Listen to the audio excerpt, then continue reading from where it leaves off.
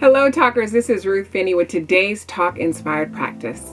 A huge part of how we communicate has to do with what communication tools we have in our toolbox.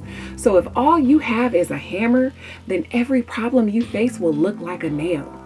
Therefore, if fighting is the only language you speak, you'll tackle every problem with a fight. Or if yelling is the only way you know how to express yourself, you'll assume that you're not being heard or understood if you're not saying it at the top of your lungs. And what about anger?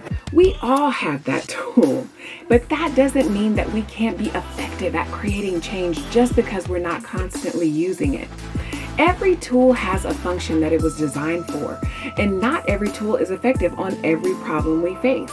Therefore, if we want to be prepared for an array of problems, we have to equip ourselves with an array of communication tools.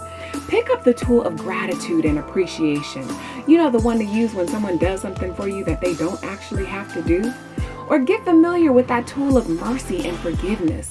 Those are great ones to use even on ourselves when we could use a little fixing. Oh, and that tool of compassion and love, I find those to work on a lot of things. Yeah, and that tool of trust too, you'll definitely want to have that one, especially when you're dealing with people who are bringing doubt. Oh, and kindness is another good one. I use that one when I'm trying to make friends. But when I think about it, one of the most powerful tools I have in my toolbox is one of faith. Man, when I began to speak the language of faith, the most amazing things happen to me. Issues get worked out before I even have to say anything about it.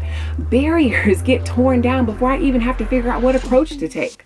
But the best thing about faith is the amount of peace I get when I use it, because it seems to handle all those worry problems with ease. So what tools do you have in your toolbox? And are you using them, or are they a little rusty? Either way, it is never too late to put them to use. If you can relate, become a talker and check out my tips and classes, or come chat with me over on a live session and learn more ways that you can talk your way to the healthier relationships that you desire and you deserve. Until next time, be the light.